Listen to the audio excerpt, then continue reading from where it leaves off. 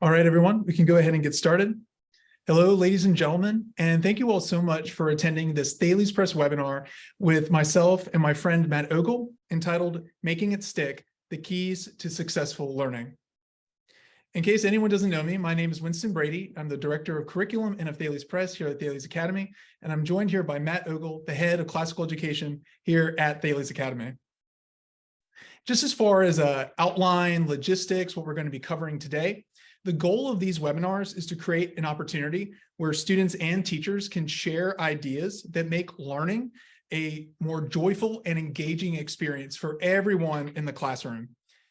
As far as an outline of what we're going to be talking about today, Matt is going to talk about the role of rigor, and this is really geared towards students and the sort of academic skills, study habits that students can cultivate in order to be more successful in the classroom. Whereas I'm going to talk more about the place for practice. And these are things that teachers can do, resources that teachers can create and share with students to make it easier on those students to study the things that are worth learning. As far as logistics, we'll be recording this webinar and we're going to place it on our Thales Press YouTube channel, as well as on our Thales Press podcast, which is entitled Developing Classical Thinkers.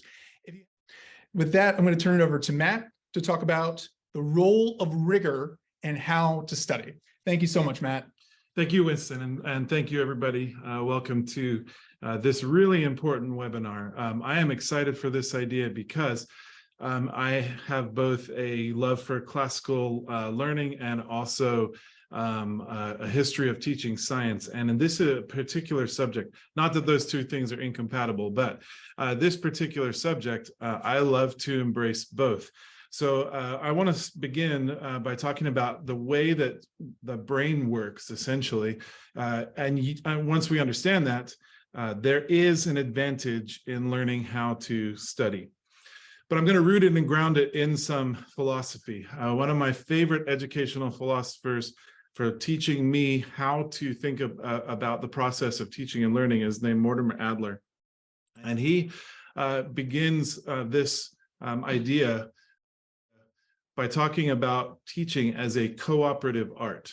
He likens it to farming and some other things, other disciplines that are also cooperative. And they're cooperative in this sense. The farmer has some control over conditions for his crops to grow, but can't control everything. And there is something inherent in the crop that enables life to grow. In a similar way, the teacher and student must work together. The teacher has a role in the process of learning, but so too does the student. And that's what I want to emphasize through this, is that education happens when a teacher takes on his responsibility, or his or her responsibility, and the student also embraces their responsibility in the process. So in a nutshell, the teacher is responsible for the process of teaching. That really is making information accessible to students, knowing what questions to ask, knowing how to present the material in a way that will connect with students and raise them from a state of knowing less to knowing more. That's really the only measure of teaching success, right? That a teacher is able to raise a student's knowledge base from less to more. The student also has a responsibility in the process, though, because teachers can't do the thinking for them. They can't do the cognitive work. It is truly a responsibility of the mind of the learner to embrace what is being taught and to learn it to the best of their ability. So here's why this webinar is particularly important, because we can actually study the process of learning and know from a scientific perspective how learning works best. One of the best resources I've ever discovered for this is a book called Make It Stick. It was published in 2014, and it is a survey of learning and teaching practices and really dives into what makes learning effective. And the title, Make It Stick, is a sort of colloquialism to say what makes learning stick in our minds, what makes information durable and lasting. Because isn't that really the goal? When we as teachers teach, we want our students to embrace something durable and lasting so that when they need the information later, they have it at their disposal. This book should be more famous than it is. And part of the reason is nobody wants to sit down and read a survey of scientific studies on the process of learning. So I hope to share with you some of the key principles here, and some of them are counterintuitive in the sense that it's not exactly what we would think of, but when we can embrace this, our capacity to learn increases. So here's two of the big lessons. Learning should not be defined by what idea we can remember, but rather by what idea we can use when we need it the most, right? When you are stuck on the side of the road and you need to change a tire, this is just an example. You may have taken a class on how to change a tire in driver's ed, or maybe your parents have shown you how to change a tire. But if you are unable to remember the steps and unable to remember the process in the moment when you need it most, when you're stuck on the side of the road, then you haven't actually learned it, right? The information went in and went out in some way, and it's not there when you need it. So you know you've learned it when it's accessible to you the moment that you need it. And secondly, this is probably the most important lesson that I've drawn from Make It Stick over the years. Learning does not occur by simply putting more information in. If that was all it was, then we could just read a book on any subject and we would then be experts on it, right? Learning doesn't happen that way, because true learning occurs when we draw the information out of our brains. The practice of learning is not based on putting information in, but on drawing the information out of our minds when we need it. And if we can practice that skill and kind of adjust our thinking a little bit to see that learning is actually about drawing information out of our memories, then our capacity to learn information can radically increase. I hope that makes sense to you. And I want to point out that these pictures on the screen here represent 3 of the ways that students will automatically think of when they are told to learn something or to study something, but they all have a common flaw. The first picture, the large one, is representing the idea of cramming. This is the girl staring at her computer screen for the 10th hour in a row, trying to cram as much information as she can into her brain before having to take a test. Top right corner, we see a picture of someone highlighting information. Highlighting information is a way of drawing out from a document essential words and phrases and so on. And then in the bottom right, we have a picture that represents rereading of information. And a lot of times this is the #1 strategy that our students will employ when preparing for a test or trying to learn something. They will simply reread information over and over and over again. Now, the studies in Make It Stick show that all 3 of these methods are actually ineffective. They will cause you to learn to a small degree, but what's shown is that over time, they also promote rapid forgetting of information. Cramming has shown to increase performance on tests by a small percentage, but within a week, typically students that cram have forgotten almost all the information that they have crammed. Now that's not learning then, right? Our goal is not to get information in for one day or for the next day, but actually to have information at our disposal that we can use when we need it most. Those different process has to happen. The common flaw amongst all 3 of these methods is that the only activity that you're engaged in, the only practice that you're doing, is taking information in. And remember, the principle of Make It Stick is that learning doesn't happen when you put more information in. Learning happens when you practice the process of drawing the information out of your memory. This is because the brain works in a certain way to retain information, and knowing how the brain works will help us to unlock the secrets of effective learning. You probably recognize that there is information that your brain processes on a daily basis, and much of that information ends up forgotten or unused.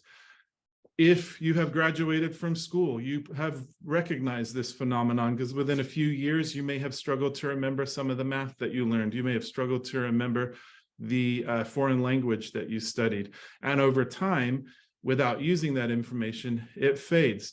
Eyewitness testimony is often disregarded or faulty because our memories can change over time. And a lot of it is to do with whether or not the memory is used or accessed, if it's stuck within the brain or not. So let's talk a bit about how memories are formed. in the brain, and then we can have a better understanding of how to learn.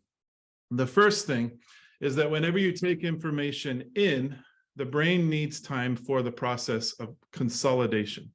And consolidation is helping to organize that information and determine whether or not to move something from short-term memory to long-term memory. And how does your brain determine whether or not something is useful enough to store in long-term memory? It is determined by whether or not you use that information or not, right? If you actively use that information, it is because you are communicating in a sense to your brain, hold on to this information, it's important to me, and the brain will embed it in long-term memory. Here's the trick. Short-term memory only lasts for 2 to 3 days. This is why cramming doesn't work, because after 2 to 3 days, you will have forgotten most of that information. However, long-term memory can last for months or years if that information is embedded as a long-term memory. Time is necessary for consolidation. The brain needs to figure out whether or not the information that's coming in is essential or important. And we have to think about this time scale, 2 to 3 days for short-term memory, months to years for long-term memory. So what does that mean? Information must be used in order to be retained by the brain. Okay, therefore, the number one practice you can do to retain information is called spaced retrieval. And that means that you retrieve the information from your brain, but you do that spaced out over a period of a few days, multiple times over a few days. And that will convince your brain that that information is necessary and important for retention, and it will embed it into long-term memory, right? The use of that information over time convinces the brain that it's important.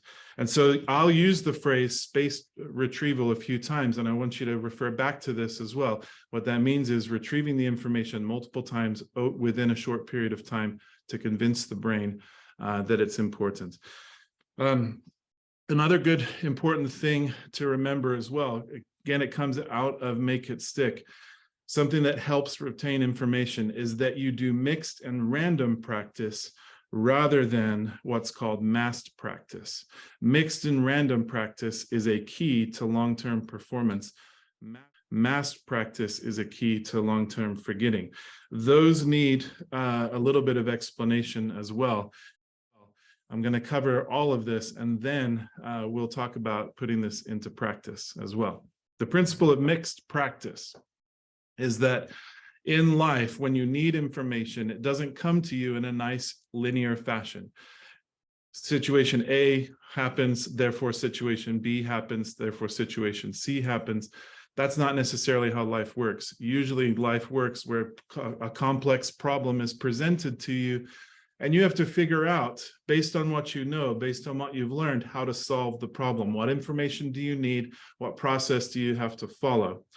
Interestingly, our tests, when we test people in school, are often mixed practice, right? Information occurs in different orders than we're used to in class. Sometimes questions are thrown in at random. The structure of the test is different than we've seen in lessons because the teacher is trying to teach or discover, I should say, whether or not the information has been retained. So interestingly, tests usually mirror the way that life works. However, our practice often does not mirror that process. Often our practice is massed practice. The concept of rereading, for example, reinforces massed practice. Rereading means that you're covering the same information in the same order, in the same sequence, over and over and over again. And interestingly, what the brain then remembers is the order of the information, not so much the information itself, but it memorizes the order of the information. Therefore, when you go to take a test and the order is mixed up, you suddenly can't remember it as well. I hope that makes sense. That's a pretty fundamental psychological process there, that if you don't practice the way that you intend to perform, then you're not learning effectively, right? You see this in the book, Make It Stick makes an analogy to baseball. You might want to practice how to hit a fastball. If you go into the batting cages and you hit 20 fastballs in a row, guess what? Your ability to hit a fastball is going to improve, and your muscle memory from pitch to pitch will remember how to hit the fastball. The problem with that method is that when you get into a game, the pitcher isn't going to throw you a fastball every single time. And so your batting average actually tends to decline if you practice the wrong way, right? So better batting practice means that you would go into the nets and face a range of pitches and learn how to pick up on the right pitch that's coming to you, and then respond to that pitch correctly. I hope I'm showing you a couple different ways to kind of view this information that I'm giving you, because if you can grasp these concepts and if you can learn to practice the way that you're going to be tested, we find that retrieval of information is better. So spaced retrieval is important, and then practicing the right way is also important. And that's what this book talks about. One of the ways in a classroom that we can mix up the practice is through a process of what's called interleaving. And that's where you teach multiple different concepts at the same time and study multiple different concepts at the same time, so that you learn how to approach the more complex tasks that your teacher wants you to do. In a simple way, this might mean moving on to the next subject before you get quizzed on that subject. And we might, as a student, immediately object to that idea. Why can't I just take the quiz right after the information has been presented to me? Wouldn't I perform better? But that's not what the teacher is doing, right? The teacher is thinking, how can I space out the retrieval of that information to make that information more durable in their mind and to make it stick? And that interleaving like that is one method that a teacher could utilize to do that. So instead of fighting that, we should recognize the strategy that is going on and learn to practice accordingly. Here's the trick to this, though. Point number 4, because it's more complicated, because it's more difficult, that means that effort is required, right? And it means that we don't see the success immediately. The good thing about this is that through perseverance, we see long-term success. Not just a short-term gain, but long-term retention of memory. And that's why the effort is so important, because to learn something, it doesn't matter if you learn it once and then forget it. What matters is, can you remember that information when you need it most later on, right? So our goal here is to instill practices that allow for long-term success, not short-term success. And the only way to accomplish that is through effort. The effort of struggling through this more complex method, the effort that's put in to actually go back to your information, go back to your notes more than once in order to read them within that 2 to 3 day time frame, right? Because if we don't do it within the first 2 to 3 days, that information is probably going to be lost and forgotten by the brain. And so we have to have the diligence to go back and do that if we want to see this long-term strategy. So a number of things that this book is teaching us: spaced retrieval, mixing up your practice, putting in the effort, and then finally, always be willing to ask the question, why? Right? These are the tricks that make learning durable. If we learn to ask the question why, studies show that when you understand the underlying principles, when you have a glimpse of the big picture, when you see the laws of nature at work, it helps you to order all of the details and organize that information in your brain so that you can see patterns, you can understand underlying rules, and it helps us with the more complex tasks of figuring out what is going on. Good information, solid studies, difficult sometimes for a student to do. So in a classroom setting, what are some of the things that a student can do that are most effective for learning? And here's the things that will require a little bit of effort. They require a little bit of spaced retrieval. They require a little bit of diligence, but perseverance in this will demonstrate to you that learning has become more effective in your life. Number 1, take notes by hand. I know that we give iPads to all of our students. There is something different about typing in a keyboard and writing it out by hand. The book Make It Stick will tell you that the extra time and effort required to write something by hand makes that information stick in your brain better. So I would always recommend taking notes by hand on paper. Here's a great practice, though. If you want them in your iPad, if you want to save a digital copy, go back to it the next day and rewrite your notes into your iPad. Don't just take a picture of them, because that requires no effort on your part, but type them into your iPad the second time that you read through them. That would be a good practice that would help that information retain. Another good practice is attempt to solve a problem before you think you know how to do it, and wrestle with it, figure out what you do know and what you need help on. That process helps you to do that decoding of complex problems that will help you in that process of figuring out what you need. And then always, when you're reading new information, read with a question in mind. Why is my teacher wanting me to study this? What is most important? What am I expected to remember from this? What am I looking for? You know, when teachers give you guided questions, we're good about reading and looking for the information that the teachers expect.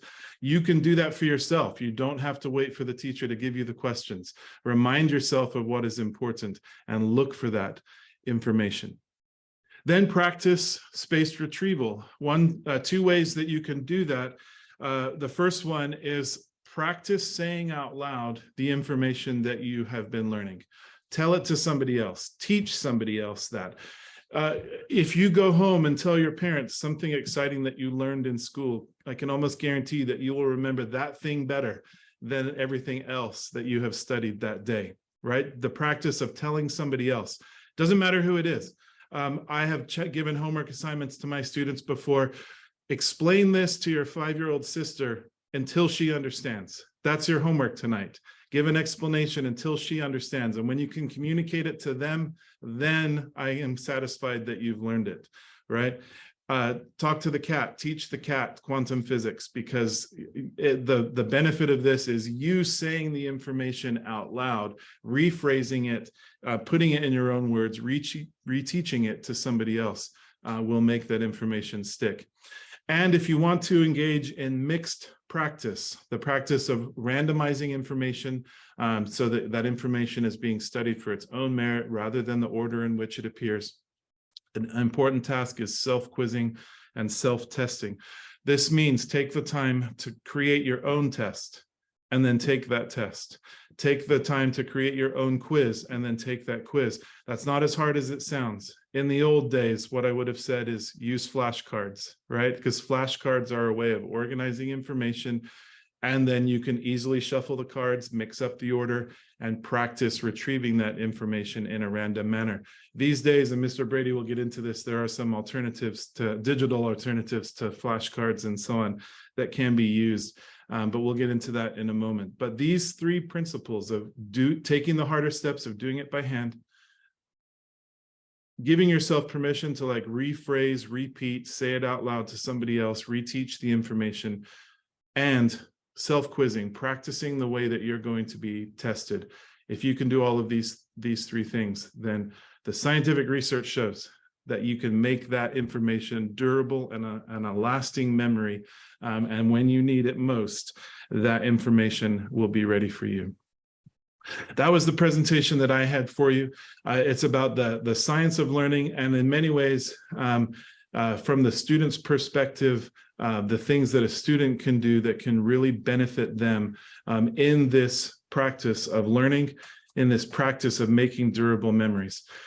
I am going to step to one side and allow Mr. Brady to come in, and Mr. Brady's focus is going to be, as we said right here, the place for practice from the teacher's perspective. What can the teacher do in class? Some simple things that can help and assist students in being more effective learners.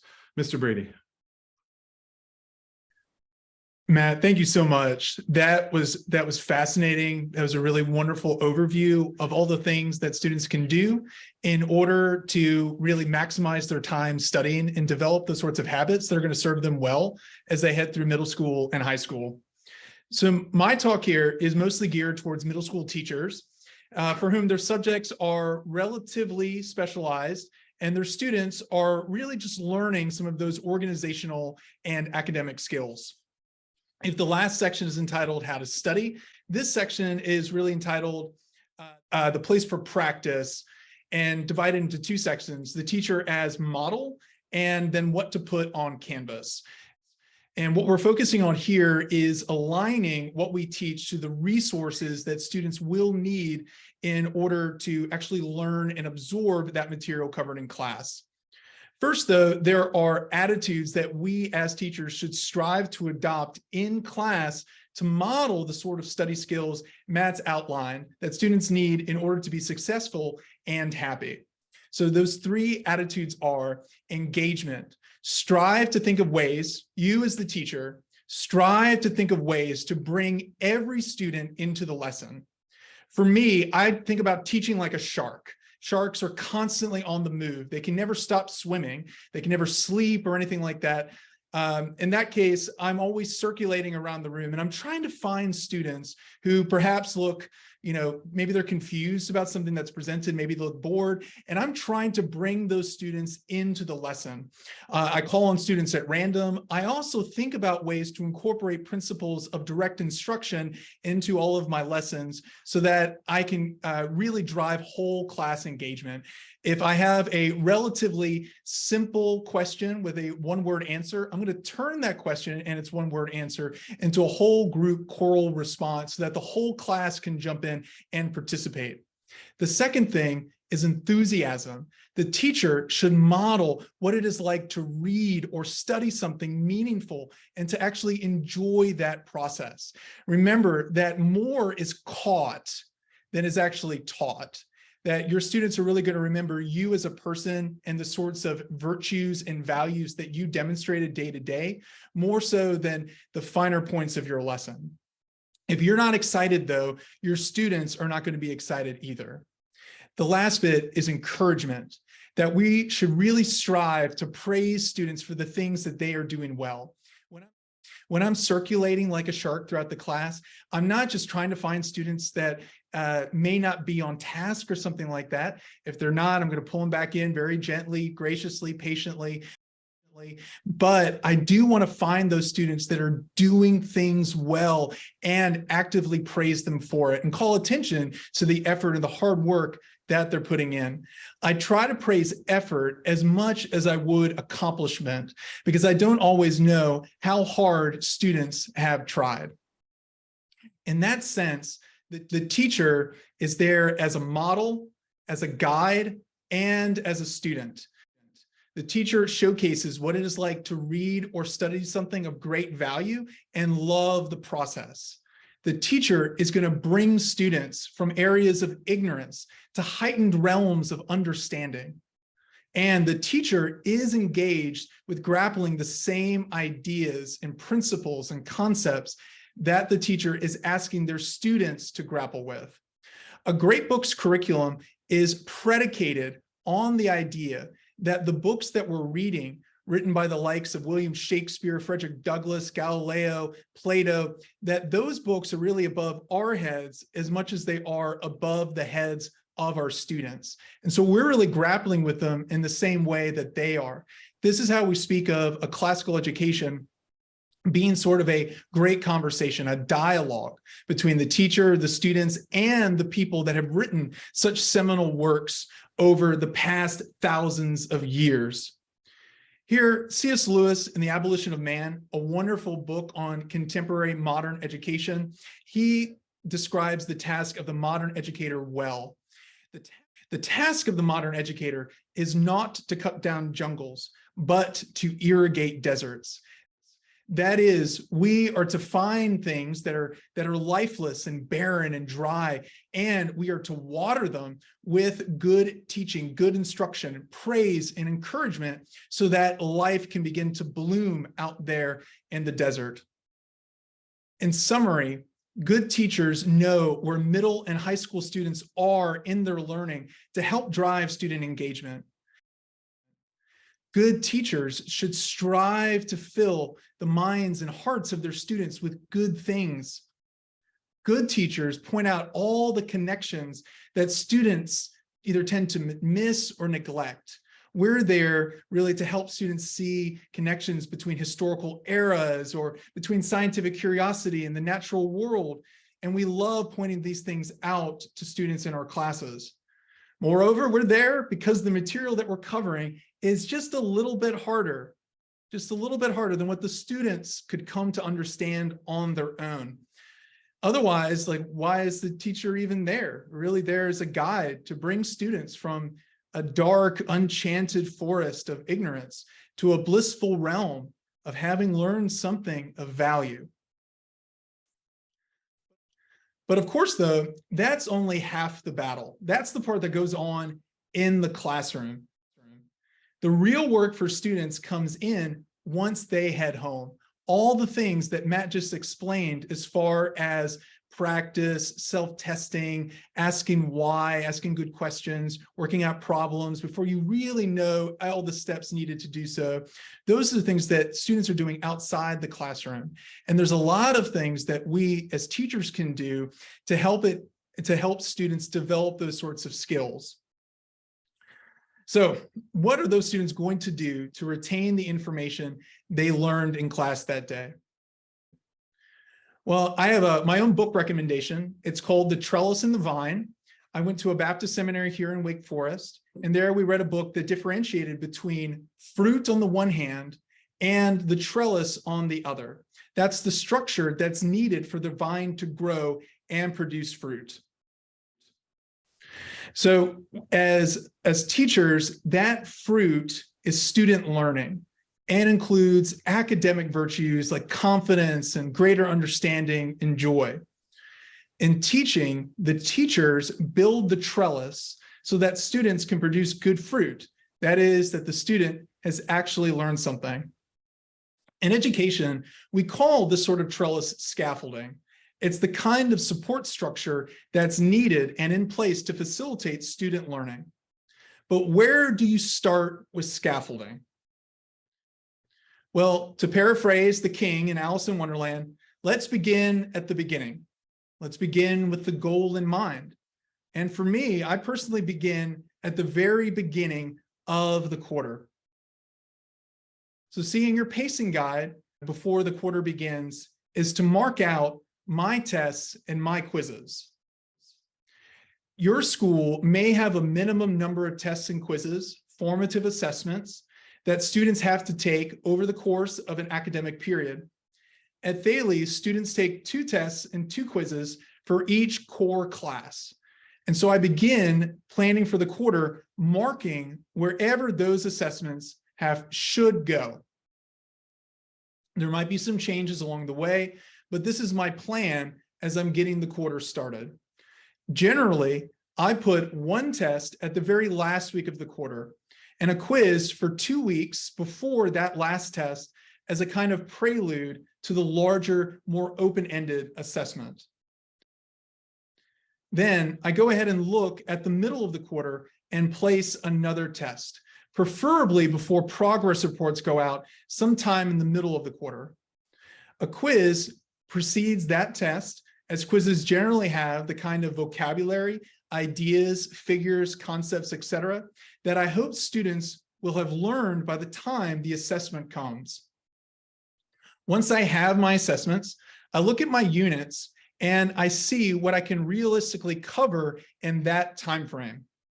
That will look different for each class, and we can work through how to do that, either in Q&A or outside of the Zoom webinar. For me, teaching 6th grade Latin this year, that's largely going to go by chapter, and then the concepts and the vocabulary covered in each chapter. Once I have my units lined up, my next step is to try and front load the study material that students will need for that unit. What are the most important things that the student needs to know by the time that test comes around? What are the things that I'm hoping students will not forget? Really, to do that as a teacher, I need to give those things to the students at the beginning of the unit. That way, students have the maximum amount of time possible before the test in order to learn that material. Now, as a first-year teacher, or perhaps a teacher with a new prep, this is pretty hard. For most first-year teachers, you're trying to keep your head above water.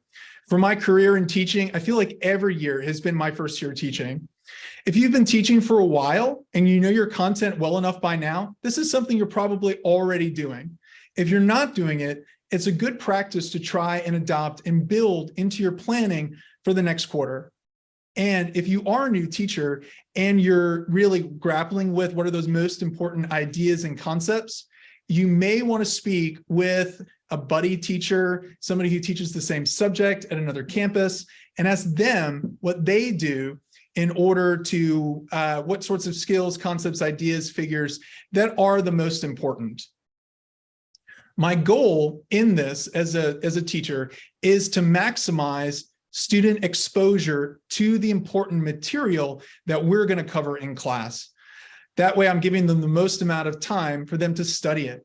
And when we cover it in class, they should hopefully have already seen it. So that moves on to that second step about front loading various terms and study materials. So once I have maybe about 20 to 25 vocabulary words, terms, figures, concepts, historical figures, parts of a cell, anything that can conceivably go on a flashcard, I give those words to students in the form of a Quizlet set at the beginning of the unit. And again, those study materials, they really could look like anything. Guided notes, perhaps a document with big ideas, key terms, concepts, etc. For me, though, I really like the flashcard engine called Quizlet, which is an online platform. They have a website and an app available on Android and Apple devices, but it's a flashcard engine that makes it a lot easier for students to go about this process of self-testing. And for me, I go ahead and I build that sort of scaffolding using Quizlet. A lot of times I'll give students a Quizlet set and ask them to study it in preparation for that big quiz coming up. I would recommend making these sorts of resources yourself, the guided notes, the Quizlet set, and so on, so that you as the teacher can hold the student accountable in some meaningful way for actually studying. Quizlet does have some self-testing options, tests that you can print out and give to students in class. And the Quizlet teacher account also has an opportunity for you to look at how often your students are studying that Quizlet set. So that does give you some meaningful data to use to assess just how hard your students are actually working. In addition, that teacher's professional account for Quizlet will also give you a game called Quizlet Live that allows, it's a lot like Jeopardy, but the students can play in teams. And that gives students another opportunity to review those vocabulary words, but they think it's a game. They think it's fun. In fact, it is fun, but it's another opportunity for them to review the material that they really need to learn in order to do well on the upcoming tests. Now, if you don't like Quizlet, you can also create question banks in Canvas. And this is another wonderful way to create some opportunities for students to go about that process of self-testing. So providing you know where to look in Canvas. For teachers at other schools, your learning management system may have something similar to this. At Thales Academy, we use Canvas, and Canvas has this ability to create large question banks from which you can draw from for different tests and quizzes and other kinds of assessments. For me, I use these to form the basis for practice quizzes that I give from time to my students in class to give them, you guessed it, that added practice. Now, to make a Canvas question bank, it's relatively straightforward. You can go in through the new quizzes option in Canvas and you can click on item banks. There's also an option to click on item banks on the left-hand side of your Canvas screen as well. But once you get to the item banks, you can begin making all sorts of questions that are then going to be stored as one possible bank. Those could be matching questions, multiple choice, check boxes, could be short answers and essays. Really, the sky is the limit for the teacher as they begin putting this sort of material down into a kind of a retrieval unit, a containment unit for these questions. Once you make the bank, you can then import that question bank into the quiz that you're building for your students.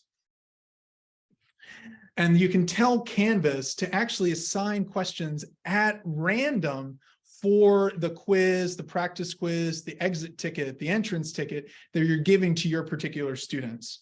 So perhaps they can take, that particular quiz every student is really going to get a different quiz. Questions can be drawn at random. You can put the questions out of order, the answers out of order. It's as if every student in your class is getting a different quiz. As you can see here, with my Latin students, I actually make all of my Quizlet sets and my quizzes cumulative so that they're constantly reviewing some of that key core vocabulary, the word for boy, girl, sky, flower, tree, and so on in Latin. Latin pleasantries like quid agus hodie and si placet, which means how are you doing today, and please respectively in Latin. So I actually have a question bank right now that has some 91 terms on it, and I can give students a quiz that has a legit 10 questions on it, drawn at random. So it's as if every time they go to practice their vocabulary, they're getting a new quiz. You can also make it so that students can take these quizzes multiple times, and Canvas will take the highest possible score that students earn. So I'll do this in preparation for a vocabulary quiz or a big formative assessment. It's just another means for students to do that sort of practice.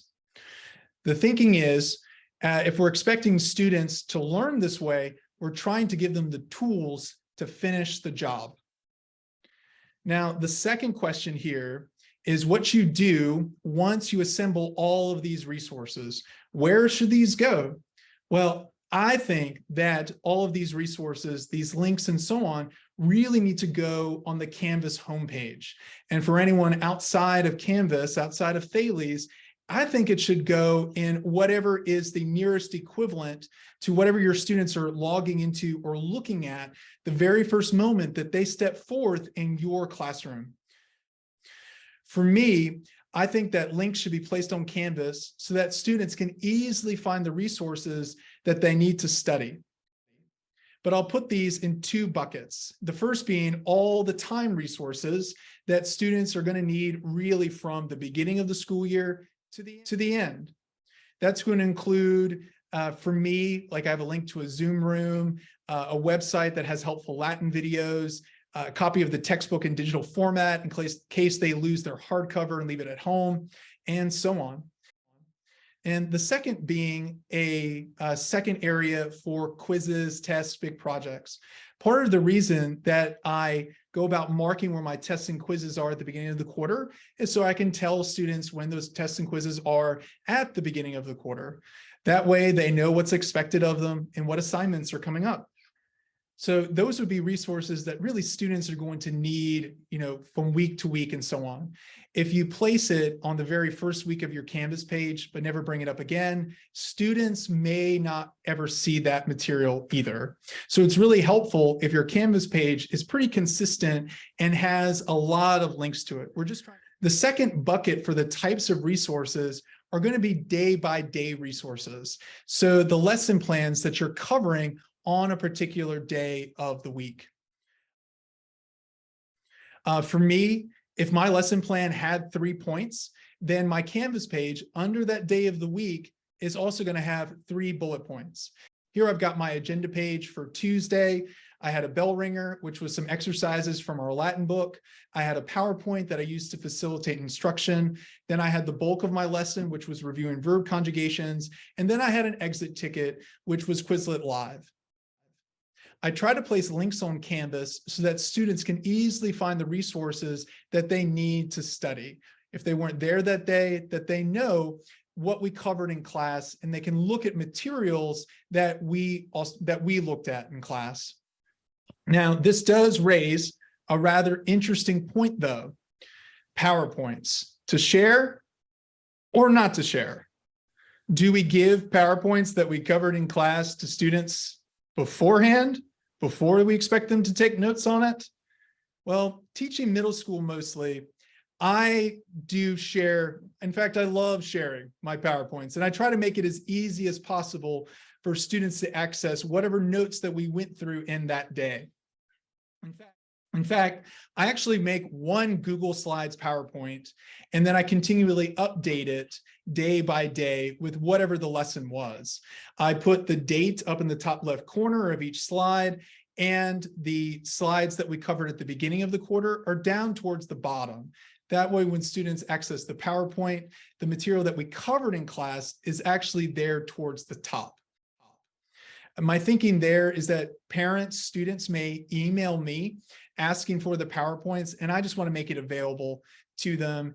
And that way it's just easy on everybody. They know where to find these materials. And if they get lost or sidetracked, I'm definitely there. But for me, I feel like to really help students to do well in class, to do well in assessments, I try to make available as many of the resources that I've put together so they can use those outside the classroom. Now, of course, this opens up a huge can of worms. Do we discourage students from learning and working if we do all these things for them? Is this really too much?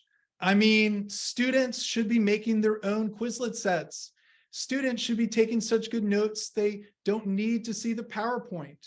Are we doing too much for students by doing any of these things? Well, I think there are really two ways that we can go wrong when it comes to scaffolding and making these sorts of resources. Doing too much or doing too little. Obviously, we don't want our class to be like Sesame Street and turn education into a kind of game that is not worth playing if it ceases to be fun.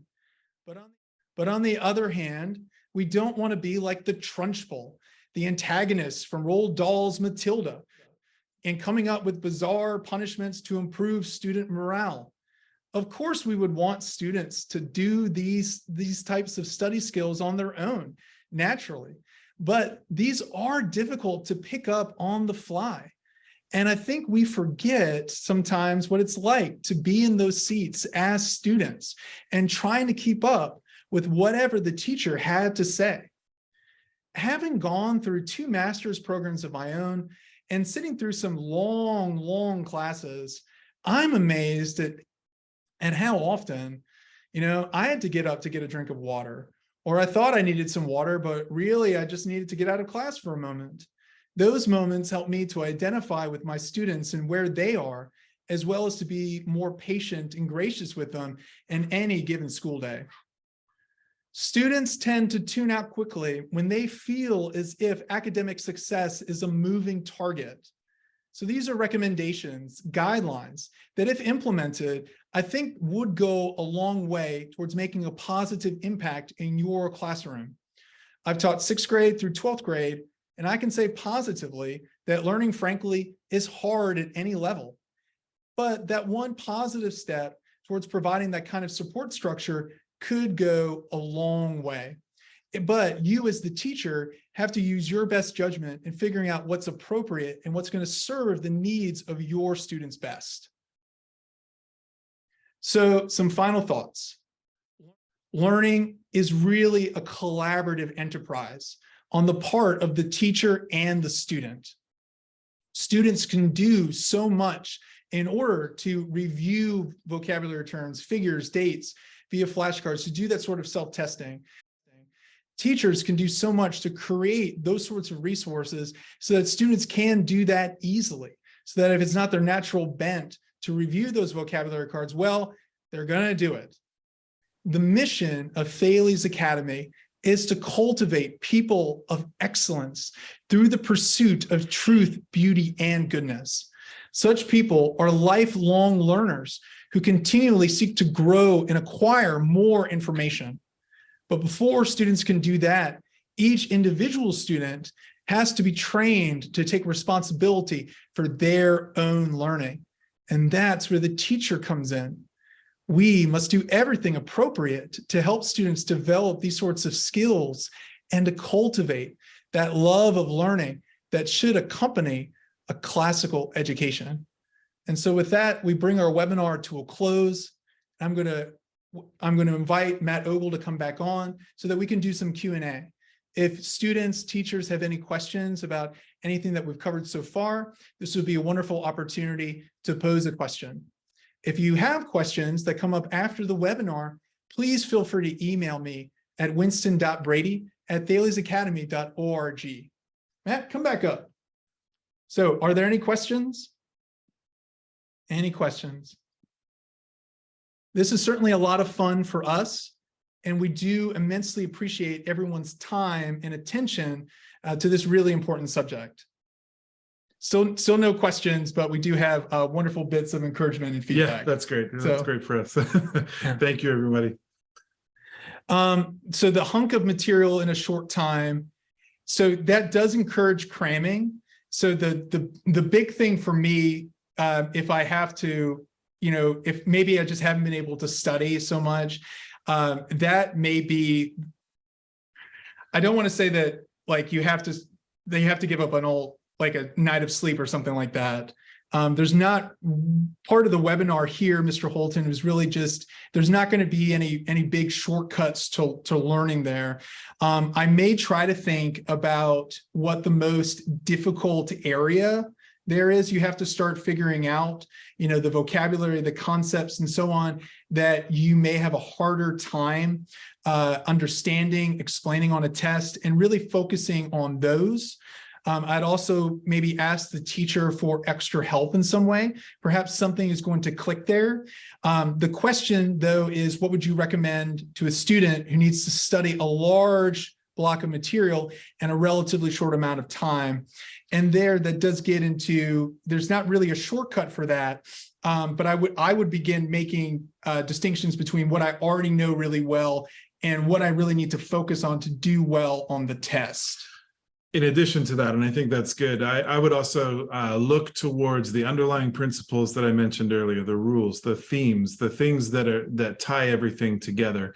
If you know what that is, if you need to ask for help with what that is, if your teacher has done a good job of explaining to you what the information contains, understanding the theme will allow you to align all of those little details along the way, right? And I can speak from myself, but I hope this is generally true.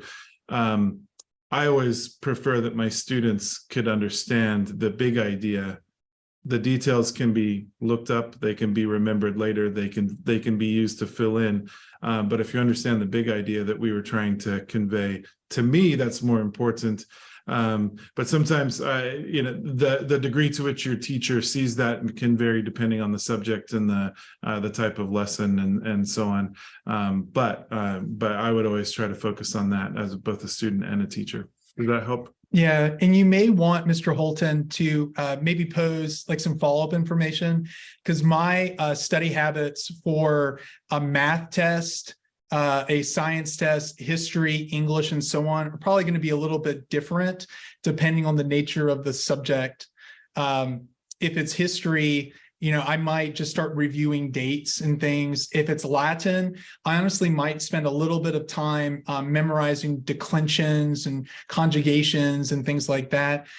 Perhaps just start keeping a large cumulative Quizlet set of vocabulary terms, because part of the trouble there is with a large block of material to work with and to study with is it seems very unwieldy and unmanageable. And you need a relatively easy way to review material that you encountered at the beginning of the year. So Quizlet does go a long way for that. As a teacher, any questions that I would give students in class, a lot of times they made it into a Quizlet set so that they would have to continue reviewing it.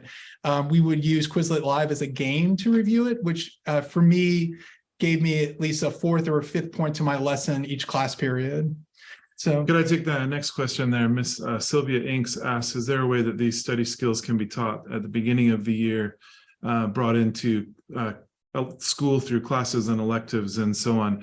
Absolutely. Actually, this this webinar, I should say, is our first foray into doing that. This is something that has been identified as a need / a way of refining our process, and so this chance to share this information is the first step towards what you're saying. And so as we've recorded this and as we disseminate this information, you should hopefully over time see it more integrated into classrooms, in the sense that there's more deliberate clarity over these points. A lot of our teachers are doing this. A lot of our teaching practices do this, but the more clearly we think about it, the more effective those teaching habits usually are. So this is something that we are working in. I hope that answers your question. And sometimes too, I really enjoy teaching middle school because students are really learning the habits that they need in order to be successful. In that sense, the grades are important. They are a key success indicator. But if a student doesn't do so well on a particular test, it's a good opportunity to ask why and what are some things that we could possibly do in order to improve student performance, your student's performance. So any student's performance. So that might include, maybe a little bit of tutoring, asking the teacher for extra help. If it's a matter of, it's a history test and I can't remember all of the dates, events, and figures. In the same way with Latin vocabulary, that may merit, creating a Quizlet set that ultimately gets larger and larger and larger. And I promise that I am not working for Quizlet and continually recommending that particular flashcard engine. I just find it to be a pretty easy and helpful tool in order to pick out those questions and things like that. You could theoretically keep those questions on a Google Doc and just put your hand over it so you don't see the answer, continually recreate your notes and so on. When I was in seminary, when I was at a business, when I got my MBA, I personally used Quizlet in order to keep track of all of those random facts that would come at me that I may need to study later. Mr. Holton actually posed kind of a follow-up question. He was thinking, this kind of goes to Mrs. Ink's question, but core subjects, bundled up something similar to that of an exam. Matt, I'm not sure what you would do for an exam, but what I would do, if you study a little bit over the course of the semester, you're not going to have to study so much at the end of the semester. I was going to add something to that. If you take the principles of spaced retrieval, where you have to space out the times that you remember something and mixing up the practice, that interleaving process, then the best way to study for a final exam is to dedicate about 20 to 30 minutes per subject at a time, walk away from it, and come back to it 2 days later. The effort that you would have to make is to plan your time accordingly to get through all of the material. But that's sort of a general practice, right? If you have multiple final exams coming up, don't cram all of your time in one subject. Take 20 to 30 minutes, walk away from that subject, pick up something different. Spend 20 to 30 minutes on that subject, come back later, and continue the process.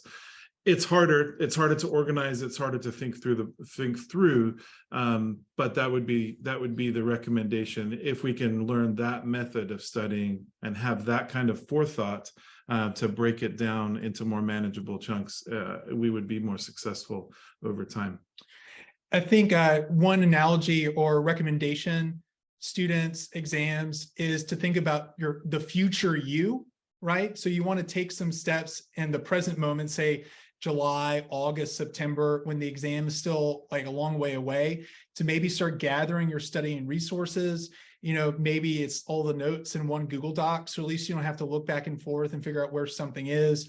Again, I might use Quizlet if it's really a matter of very simple things that you want to try and review vocab terms, figures, formulas, things like that. So that may be helpful there. Like when you get into high school next year, you're going to have that exam. And so whatever study materials that were given to you for a test, maybe put those in a place that would be easy to access later. The more studying that you do over the course of the semester, right, the more that it gets into your deeper memory banks, the less you're actually going to have to study for the exam. When I assign my kids really big papers, it's the same way. You could ignore the paper until the due date, and then you're going to be up all night writing probably pretty mediocre paper at best. But if you were to give it maybe 20 minutes a day, 30 minutes a day over the course of a couple of weeks, the due date in that sense doesn't really matter.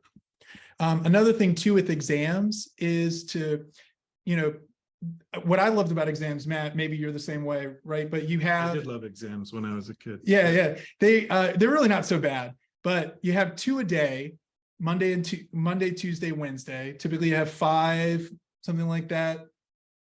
six exams. Some classes have a paper instead, so sometimes there's a little bit of wiggle room. Normally, the hardest exams are that first day and that last day. So maybe science on the first day, math on the last day. I'm not trying to discount the humanities. I'm a humanities teacher, but you can focus on the really hard, like maybe the exams that are just coming up immediately. And then once those are over, you don't have to worry about those to the same extent. And then you focus on the ones that are the next day. You can start kind of strategizing your time and how you should, what you need to focus on, right? Maybe it's the harder exams that's coming up towards the end of the exam session. Maybe it's the first exams and you've got the most amount of time to get that sort of stuff ready. I mean, you can just kind of plan accordingly what you really need to focus your time on. And then once those exams are up, they're up and you don't need to worry about them. You want to learn the material. You want to be able to recall this sort of thing later on, but it's just not the same sort of pressure as with a formative assessment, large formative assessment like an exam. Did I miss anything? No, I think we answered it well. All right. I hope. Everyone, it's 5 o'clock. If you have further questions, we would love to answer these later. But on behalf of Thales Academy, Thales Press, I would like to thank you all for attending this webinar. And until next time, stay classy and stay classical.